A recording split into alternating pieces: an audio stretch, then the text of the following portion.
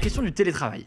Je vous propose qu'on en discute ensemble parce qu'on a tous, ou pas tous d'ailleurs, mais une partie d'entre nous connu le télétravail avec le premier confinement, le second, le je ne sais plus combienième et autres couvre-feu et autres choses qui ont existé. Là, on est en train, on l'espère, on touche du bois, de sortir progressivement du Covid, ou en tout cas des restrictions sanitaires. Mais cette question du télétravail reste malgré tout présente parce que ça intéresse certains salariés de rester en télétravail. Ça intéresse aussi certaines entreprises pour d'autres raisons parfois de permettre le télétravail pour les salariés. Et donc forcément, ça pose une vraie question. Le télétravail, est-ce une solution d'avenir pour l'entreprise et pour les salariés? Je suis conscient que dit comme ça, on dirait une question un peu de Capital ou de je ne sais quel magazine un peu économique. On va en parler avec des patrons d'entreprise pour voir la situation. Non, au contraire, c'est un sujet qui est très concret en réalité, vous allez le voir, et du coup qui forcément pose une vraie question sur la façon dont on veut aborder le travail. Et je me permets, pour commencer, avant de lancer la discussion et lancer le débat, de vous donner quelques chiffres. Concrètement, on a aujourd'hui 34% de la population active, des gens qui bossent, qui déclarent télétravailler. 34%, donc ça fait un tiers de la population, selon une enquête de l'IFOP pour la Fondation Jean Jaurès qui a été publiée il y a quelques jours. Il y a aussi forcément une évolution avec l'avant et l'après-Covid. Avant le Covid, c'était environ 8 à 12% des personnes qui travaillaient en télétravail. Aujourd'hui, lors du premier confinement, on est passé à 43%. Et donc là, on est de l'ordre de 34%, ce qui montre bien qu'il y a eu un effet Covid qui a fait qu'on a découvert, d'une certaine façon, les possibilités de télétravail. Et pour terminer la définition de la situation, il y a 3 types de télétravail qu'on pourrait trouver. Il y a du télétravail total, être 100% en télétravail, et on aura quelqu'un en libre antenne tout à l'heure qui est 100% en télétravail, qui va pouvoir nous expliquer concrètement comment ça se passe pour lui, qu'est-ce que ça veut dire d'être 100% en télétravail dès le début, dès ton entretien d'embauche à toute la suite. Il y a le 100% télétravail, il y a le télétravail régulier, plusieurs fois par semaine, ce que beaucoup de gens ont connu pendant la pandémie. Et enfin, un télétravail plus occasionnel, voire exceptionnel, ce qui en soi, ça existe parfois depuis plus longtemps. Et ça me permet important de le dire aussi, ça ne concerne pas tout le monde parce que ce n'est pas tous les métiers qui peuvent être faits en télétravail. Et je pense aussi que c'est un sujet qui mérite d'être abordé parce que ça peut mener à certaines inégalités entre les différents salariés et les différentes personnes qui travaillent. Voilà pour la présentation un peu longue du sujet, mais qui permet de poser les bases sur tout ça. Déjà, je suis curieux de savoir de votre côté, pour commencer, avant de voir déjà dans le chat aussi comment ça s'est passé. Est-ce que vous avez été en télétravail pendant la pandémie et tout? Ou dans quelle situation est-ce que vous êtes aujourd'hui par rapport à ce que vous faites et comment est-ce que vous vivez ou avez vécu le télétravail? Moi, les premiers confinements, j'étais encore en études. Donc, moi, j'ai pas vécu le télétravail, j'ai vécu les télé-études. Donc, en vérité, c'était assez similaire, mais juste, c'était les cours en Zoom. Enfin, bref, toutes les choses qu'on a vues et dont on a tous entendu parler. Et là, depuis le début de l'année, moi, je suis en entreprise. Donc, évidemment, on suit les réglementations nationales, les différents jours obligatoires, machin, etc. Donc, ça s'organise comme ça. Et après, moi, personnellement, je télétravaille pas beaucoup parce qu'il y a des aménagements qui sont permis en particulier pour les stagiaires, etc. Parce que forcément, c'est des situations un petit peu différentes souvent par rapport à où on habite, etc. Donc, moi, je télétravaille pas beaucoup et aussi parce que c'est un peu une volonté de ma part parce que c'est vrai qu'être seul chez soi pour travailler, c'est pas forcément évident d'un point de vue aussi de santé mentale et ce genre de choses. Donc voilà, mais après voilà, donc moi mon expérience du télétravail n'a pas été très positive et je suis pas la plus grande défenseur du télétravail sur ce plateau peut-être, mais voilà. Ça va être intéressant du coup d'en débattre. Et au passage, c'est marrant parce que j'ai découvert que certaines entreprises obligeaient les stagiaires voire les alternants aussi à être en présentiel, à être en physique 100% du temps, quand bien même leur maître de stage est parfois en télétravail. J'ai découvert ça via des potes qui me racontaient ça dans leur boîte. Ce qui pose des petites questions, c'est est-ce que c'est pour contrôler le stagiaire, mais est-ce que c'est vraiment utile de se déplacer s'il n'y a personne qui est présent? Enfin, bref, plein de questions se sont posées dans ma tête. N'hésitez pas dans le chat, mais c'est le cas chez vous de m'expliquer pourquoi est-ce que ça fonctionne comme ça. Mais de fait, c'est ce qui existe avec certaines personnes en stage. Toi, de ton côté, est-ce que tu as eu une expérience de télétravail? Comment est-ce que tu l'as vécu? Je sais jamais c'est le cas. Ouais, pour la première vague, effectivement, moi j'étais full télétravail. C'est pas la période où j'étais le plus efficace sur le travail, on va dire. Mais après, ça dépend. Il y en a qui sont plus habitués à ça. Et maintenant, moi, c'est plus ce télétravail occasionnel. Je fais 3 jours au bureau et puis 2 jours télétravail. Et ça se passe plutôt bien, mais après, effectivement, t'en parlais, effectivement, Clara, ça dépend aussi, si on t'impose le télétravail, mais que chez toi, tu vis dans 15-20 mètres carrés et que t'as pas les conditions pour pouvoir bien bosser chez toi, ou que t'as pas la bonne connexion Internet, etc., qu'il faut tu arrives à avoir cet espace entre vie pro et vie perso. Et c'est pas forcément évident pour tous, quoi. C'est d'ailleurs, tu parles du coup des limitations techniques qui sont un des aspects, je pense, qu'on peut aborder. Une des difficultés qui a été rencontrée notamment par des gens quand ils étaient en télétravail lors du premier confinement. Une enquête qui avait été réalisée par l'Union Générale des ingénieurs, cadres et techniciens de la CGT. C'est très long comme terme, mais ça s'est passé en juin 2021, qui disait que, selon eux, seuls 4 salariés sur 10 sont équipés d'un écran adapté. Ils sont équipés par leur employeur d'un écran adapté pour travailler en télétravail, parce que c'est aussi une question de moyens. La connexion Internet est payée par, en soi, le salarié qui est chez lui et qui paye lui-même sa connexion. S'il y a des outils d'ordinateur, etc., il y a des questions de moyens qui doivent être mis à disposition pour faire en sorte qu'on s'en sorte. Mais c'est vrai qu'il y a des vraies questions au-delà même d'ailleurs de l'aspect technique, du cadre de travail quand on est en télétravail. Et là, il peut y avoir, Clara, des sortes d'inégalités qui peuvent se créer en soi du fait de la situation de chacun. Oui, c'est clair. Déjà, il y a une première problématique qui se pose, c'est qu'aujourd'hui, on se dit, est-ce qu'on sera tous 100% demain en télétravail ? Déjà, non. Parce qu'il y a une réalité qui est qu'il y a tout un tas de corps de métiers qui sont d'ailleurs la majorité des gens, qui en fait ne peuvent pas télétravailler parce que c'est ce qu'on a appelé là pendant la crise des personnels essentiels en fait, dont le métier est forcément en présentiel. On pense aux soignants, on pense aux caissiers, aux éboueurs, enfin à tous les gens qui permettent en fait à la société de tenir. Donc en fait, cette question du confort, du choix du télétravail aujourd'hui, elle repose sur le fait qu'il y a toute une partie de la population française qui doit travailler et qui doit aller en présentiel tous les jours. Donc ça, c'est une première inégalité qui se pose forcément. En plus de ça, si on considère le télétravail comme un avantage pour plein de raisons, parce qu'on peut aller télétravailler chez des amis, aller télétravailler à l'étranger, enfin toutes ces choses-là, ça renforce encore une fois les privilèges de cadre de travail qu'ont déjà les gens qui peuvent télétravailler, c'est-à-dire souvent des cadres ou en tout cas des professions qui gagnent mieux leur vie. Et puis forcément, ça crée, on l'a dit, des écarts entre forcément les stagiaires et peut-être les personnes en CDI. Ça crée des écarts entre ceux qui ont des espaces de travail qui sont aménagés et ceux dont c'est pas le cas. On pense par exemple, je sais pas s'il y a des couples qui télétravaillent ensemble, on n'a pas tous 50 pièces dans sa maison pour créer un bureau, créer des espaces de séparation. Donc évidemment que forcément, le foyer étant un espace privé dans lequel l'entreprise n'est pas censée arriver, quand l'entreprise y arrive parce qu'on se met à télétravailler, en fait toutes ces questions-là se posent forcément et on peut se demander, même moi je pensais au chauffage, à l'électricité, enfin tout ça c'est des choses qu'on va beaucoup plus consommer quand on télétravaille et il n'y a pas de compensation qui se fait à ce niveau-là. Donc il y a plein d'inégalités qui se créent. Non, mais c'est vrai que effectivement, là-dessus, juste, il y a des compensations qui peuvent exister avec certaines entreprises qui parfois remboursent des frais de équipement internet ou autre, mais qui ne sont pas toujours généralisés. Non, en fait, tu viens de dire ce que je voulais dire.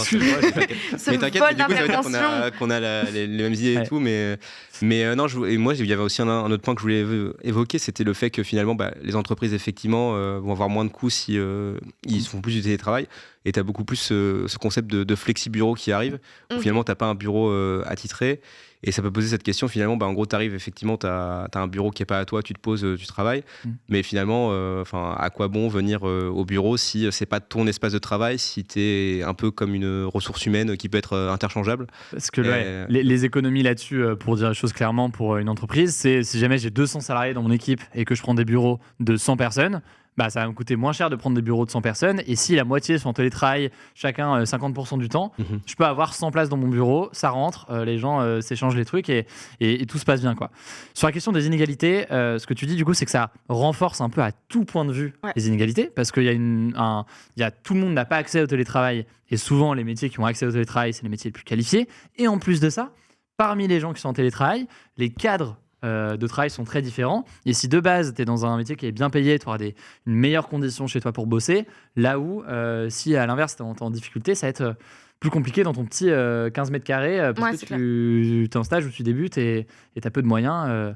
Même d'ailleurs, tu es peu payé. Et puis ça pose aussi, je pense, plein de questions par rapport au droit du travail aussi, qui en fait est vachement plus difficilement contrôlable quand c'est toi qui gères tes journées et quand il se passe pas forcément des choses aux vues et su de tous. Je pense par exemple, moi, un truc qui m'avait frappé, c'était la question des arrêts maladie, par exemple, où quand on était en 100% présentiel, en fait, quand tu étais malade, tu allais voir ton médecin et tu posais ton arrêt maladie et tu restais chez toi. Sauf que maintenant, quand tu es malade, tu peux rester chez toi et continuer à travailler et ne pas avoir à poser d'arrêt, etc. Alors que en fait, l'arrêt de maladie, c'est un droit fondamental du salarié, quoi. Et cette création du télétravail un peu flexi comme ça, ça va aller inciter le salarié à se dire, est-ce que j'ai envie d'être ce salarié qui prend un arrêt maladie alors qu'il pourrait télétravailler depuis son lit. Donc il y a plein de petits trucs comme ça qui sont un peu rognés dans des espèces de flous que crée le télétravail et qui, pour moi, on doit les garder à l'œil parce que c'est des choses qui sont fondamentales. En France, on a la chance d'avoir un droit du travail qui protège quand même relativement bien les salariés et c'est important d'avoir ces espèces de petits flous à l'œil pour pas laisser des choses se faire grignoter comme ça, quoi. Parce que forcément, ça implique plein de nouvelles questions qui n'étaient pas forcément pensées dans un cadre où jusqu'ici, quand on travaillait, on allait au bureau et il y avait un cadre qui était bien défini. Le droit à la déconnexion aussi, et le fait que finalement tu commences chez toi de 9h à 18h. À 18h, normalement, tu as fini ton boulot, mais tu peux avoir des mails qui arrivent et tu es parfois obligé de répondre parce que non, vu que tu bosses depuis chez toi, tu peux le faire. Il n'y a plus cette distinction de je suis au bureau, je bosse, je suis plus au bureau, je bosse pas. Et déjà, c'était déjà peu le cas avec les smartphones et tout qui font que de fait, tu peux être toujours connecté, mais ça s'accentue quand ton bureau devient le lieu où tu vis aussi, quoi. On a une première personne en libre antenne. Alexandre, tu as 20 ans, tu es étudiant et tu voulais réagir à ce sujet. Bienvenue et écoute, on t'écoute tout de suite. Salut Hugo, salut tout le monde. Merci de me recevoir. Hello. Moi je suis donc étudiant en 2e année et dans ma première année, en fait, j'ai eu une année de coupure, mais c'est tombé en plein dans le premier confinement et j'avais plus d'euros du coup. Ils ont tous été annulés. Pour valider mon année, j'ai dû rendre un dossier qui portait justement sur le télétravail et tous les enjeux qu'il y avait derrière.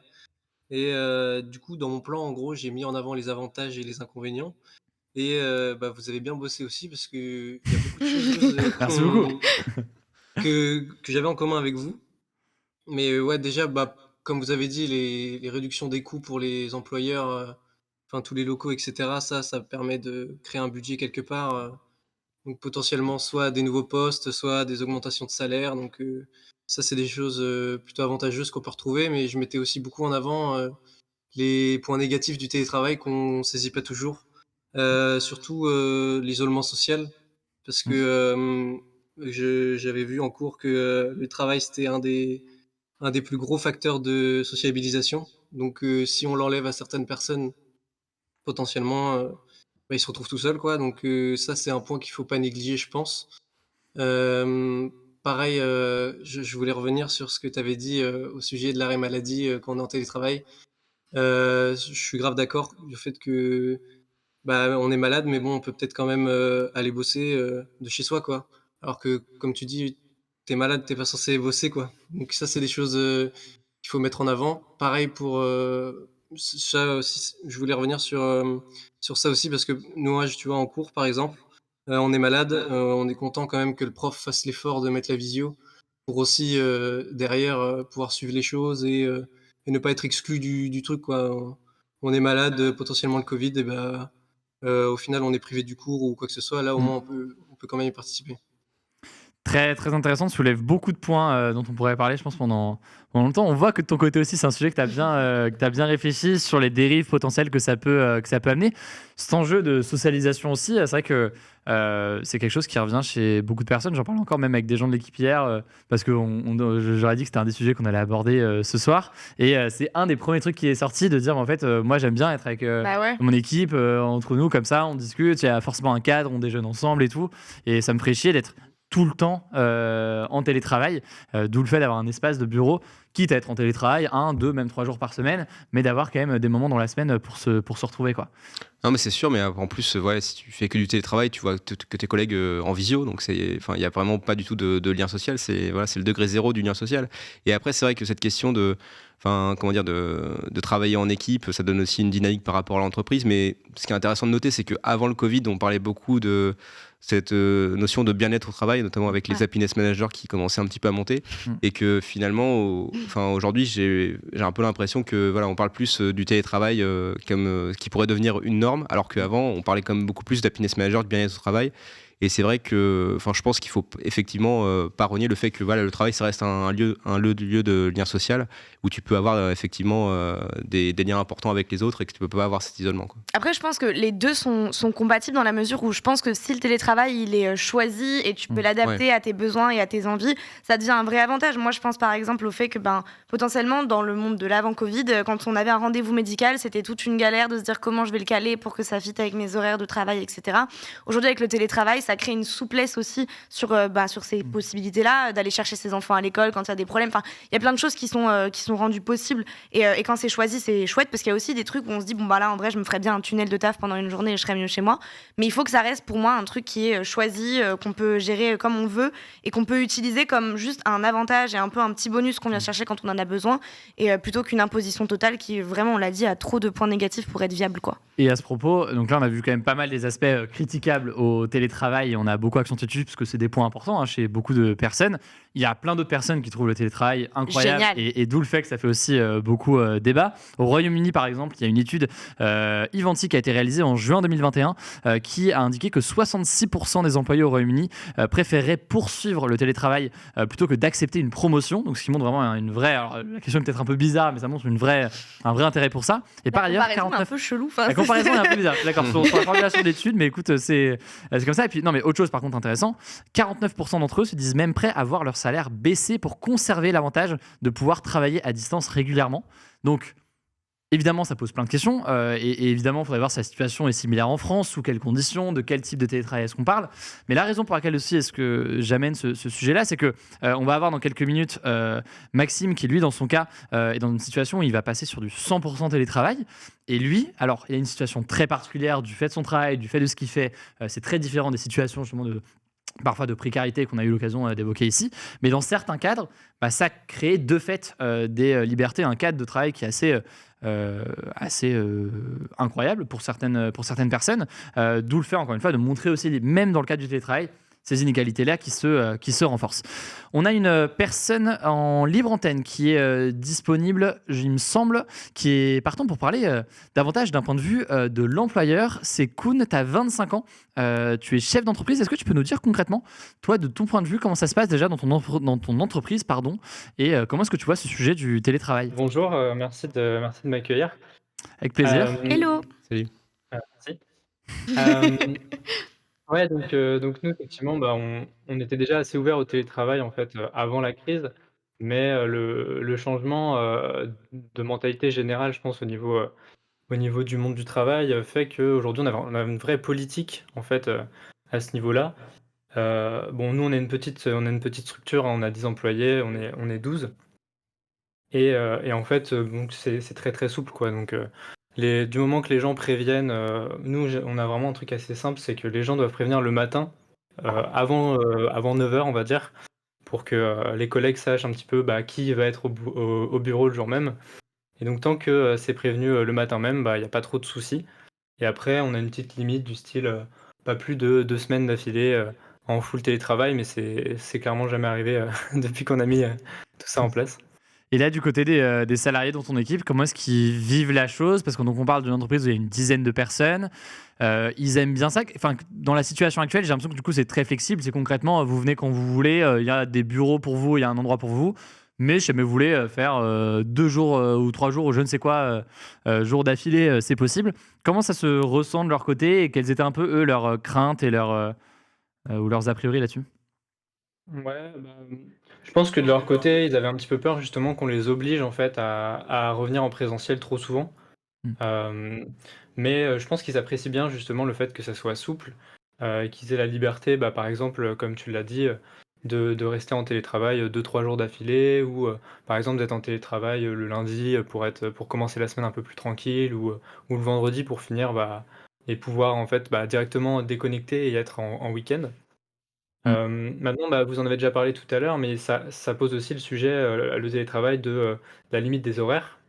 Mm. Parce qu'il y a un petit peu la frontière est un petit peu plus ambiguë, forcément, il y a pas ce côté où, je rentre chez moi je travaille plus puisque je suis toujours chez moi. Mm. Et là-dessus, on a aussi un petit peu évolué puisqu'à une époque, d'ailleurs, on utilisait Discord à l'époque, en outil de communication interne et en fait, on a switché récemment sur Slack pour avoir vraiment une vraie séparation, perso-pro et puis, ça a quand même bien aidé aussi à pas se retrouver à avoir des messages, le soir ou le Ouais. week-end, ce qui pouvait vite être, C'est- angoissant, je pense. Ça implique aussi une question d'outils de travail qui peuvent être utilisés, qui fonctionnent. Bon, évidemment, on connaît les Meet, les Zoom, les ce que tu veux. Slack aussi, qui est donc, pour ceux qui ne connaissent pas, ça ressemble pas mal à Discord, mais c'est, disons, un Discord du travail, hein, pour les C'est choses. ça, ouais. Parce qu'on a des systèmes de messagerie, des discussions Des canaux et privées, des canaux de discussion selon les thématiques, des appels qui sont possibles en audio et en vidéo, qui est de fait beaucoup utilisé. Il y a d'autres outils qui sont utilisés, vous, au sein de l'entreprise, pour bosser sur pour comprendre un peu comment est-ce que vous procédez quand tout le monde, par exemple, est en télétravail, vous devez bosser ensemble, comment ça se passe? Ouais, après, c'est vrai que nous, on n'a pas 36 outils non plus. On utilise la suite Google, en fait, en termes d'outils internes et Je connais pas donc cette ça nous entreprise, permet moi, vraiment, le Google Entreprise et donc du coup, on passe par, souvent des Google Meet, en fait, donc Mmh. des visios via l'outil de Google. Typiquement, tous les lundis, on a un petit point hebdo avec toute l'équipe, qui se fait en Mmh. visio puisqu'en fait, en plus toute l'équipe est même pas sur la même ville donc ça ça rajoute un peu de challenge. Et donc du coup, il y a que enfin le point du lundi se fait jamais en présentiel, c'est toujours en visio par exemple et c'est pas forcément un gros problème, on trouve que ça marche bien, quoi.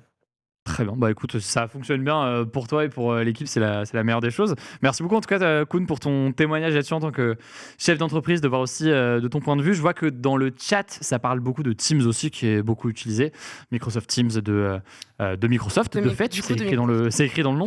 On a une autre personne en libre antenne, je vous en parlais il y a quelques instants, c'est, Maxime. Alors, pour dire les choses, clairement, c'est quelqu'un que je connais parce qu'on a bossé ensemble sur des projets et qui m'expliquait que là, du coup, il allait rejoindre une boîte où en fait ça passe 100%, où en fait c'est 100% télétravail. Ce qui me paraît assez fou sur le fonctionnement, parce que même l'entretien d'embauche et tout, depuis le début, c'est fait en télétravail. Est-ce que Maxime, tu es présent avec nous? Est-ce que tu m'entends? Yes, salut Hugo, est-ce que tu Très m'entends? bien. Salut Maxime, on t'entend très très bien. Salut. J'ai teasé un peu, tu as dû entendre peut-être ce que je viens de dire. Toi, tu es dans une situation extrême, peut-être on pourrait dire, dans le sens où c'est vraiment ce sujet poussé à bout, parce que tu es littéralement 100% sur du télétravail. Est-ce que tu vas un peu expliquer déjà dans quel domaine tu bosses et concrètement, qu'est-ce que ça veut dire déjà dans les grandes lignes pour toi, ce métier sur lequel et cette façon de fonctionner dans la boîte que tu rejoins là?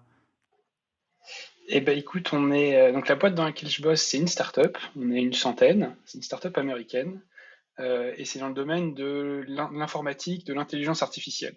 Donc on fait des outils qui aident les gens qui font de l'intelligence artificielle à grosso modo faire ça encore mieux. Ok. Et c'est une boîte américaine, une start-up américaine, et on est complètement en télétravail au point que on a des Indiens, des Russes, des Polonais, des Hongrois, des Français, des Américains sur la côte Est, des Américains sur la côte Ouest, et tout le monde bosse sur sur son propre fuseau horaire, et donc on est complètement en télétravail et complètement asynchrone. Donc chacun a son rythme, quoi.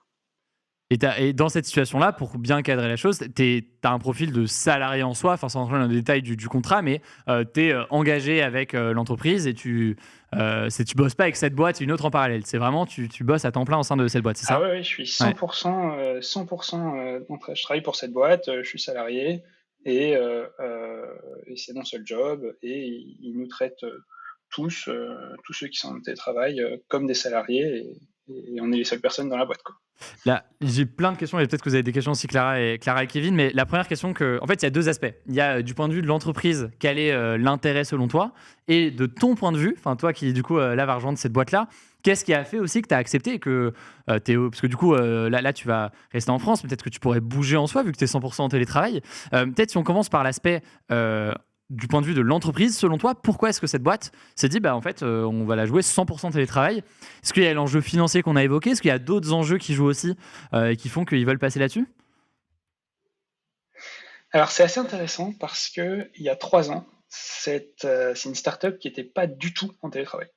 C'est-à-dire qu'ils refusaient de prendre des gens en télétravail et avec le Covid, ils ont été obligés de, d'abord travailler, tous depuis chez eux, mais ils habitaient tous à San Francisco et puis ils ont ajouté 1 personne, 2 personnes, 3 personnes qui habitaient un peu plus loin aux États-Unis, sur la côte Est à New York et puis ensuite ils ont pris un premier Européen et puis à un moment ils ont décidé, bah, en fait, ça fonctionne très bien, on va aller complètement, tous en télétravail et peu importe où on est dans le monde et pourquoi eux, en tant qu'entreprise, ça les intéresse?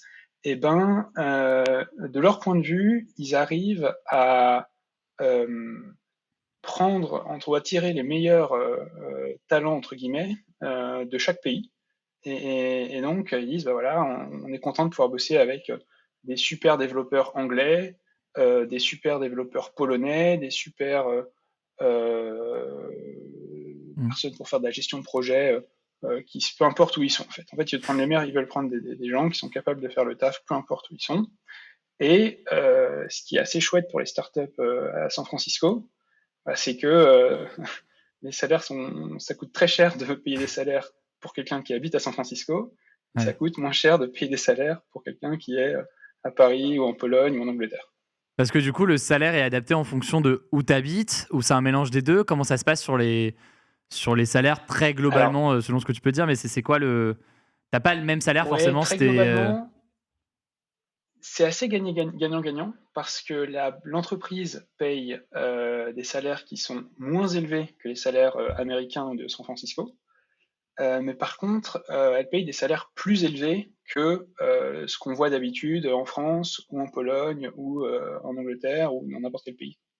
Et donc, C'est une pour sorte te répondre à ta d'entre-deux. question de pourquoi moi ça m'intéresse, ça me donne accès à des entreprises qui sont incroyables parce qu'ils bossent sur des sujets d'intelligence artificielle qui n'existent pas ou quasiment pas en France pour l'instant. Mm. Je bosse avec des gens qui sont absolument brillants et c'est trop chouette de pouvoir bosser avec eux. Voilà, parce qu'ils prennent que quelques personnes en Angleterre, que quelques personnes dans chaque pays. Et en plus, bon, leur salaire est un peu plus élevé que la France. Et puis, il y a un confort de vie qui est trop bien, parce que, comme tu disais, en fait, je peux bosser sur n'importe quel fuseau horaire. Donc, cet été, si j'ai encore mon taf et que tout se passe bien, je pars pour 6 mois de télétravail un peu partout dans le monde, quoi. Ok. Ce qui forcément peut donner envie, logiquement, c'est combiner en plus un bon salaire, etc. Alors, ce qu'on voit au passage, c'est que forcément, ta situation est pas représentative de tous les emplois et de tout ce qui est possible, parce que de fait, déjà de base, une entreprise qui aurait besoin d'aller chercher des profils partout dans le monde, les meilleurs partout dans le monde, c'est pas forcément la situation pour plein de raisons de toutes les entreprises. Donc toi, c'est sûrement dû au fait qu'on est sur une question très très technique, où il y a peut-être peu de profils qui sont aussi diplômés que ça pour toucher à des sujets aussi importants, d'intelligence artificielle, de tout ça. Mais dans ton cas, du coup, c'est une situation qui est telle que des boîtes font ce choix de dire, en fait, on arrête d'avoir des gens au bureau, pas tant d'ailleurs pour faire des économies, parce qu'à la limite, c'est peut-être à la marge vu les enjeux et la taille de l'entreprise, mais plus pour aller chercher des profils importants. Est-ce que vous avez des questions, Kevin ou Clara, sur cette dimension-là et l'impact que ça a? Moi, c'est plus une question un peu pratico-pratique qui est de si du coup il n'y a aucun bâtiment, aucun point d'accroche dans le pays où tu es, de l'entreprise pour laquelle tu travailles, comment ça se passe d'un point de vue purement pratique sur le matériel, si tu as des besoins, je sais pas, en matière de RH par exemple, je me pose cette question-là aussi. Le droit du travail, il n'est pas le même partout. Donc, et même en termes de réunions, ouais, en termes de réunions, mais si sur vous les êtes, fuseaux horaires, ouais. Ouais, les fuseaux, exactement. En termes de fuseaux horaires, comment est-ce que vous faites pour bosser ensemble? Est-ce que tout se fait de façon asynchrone, donc chacun de votre côté? Est-ce qu'il y a des réunions quand même ensemble? Ouais, d'un point de vue pratique au quotidien, à tout point de vue, comment est-ce que ça se passe pour travailler, disons, avec autant de gens partout dans le monde? Alors, comment on fait pour bosser en pratique ensemble? Alors déjà, tout ce qui est la question du matériel, ils nous disent, achetez tout le matériel dont vous avez besoin pour vous créer un bureau chez vous. Moi, j'ai mon bureau avec ma caméra, mon ordi, un micro, et je peux travailler depuis chez moi grâce à ça.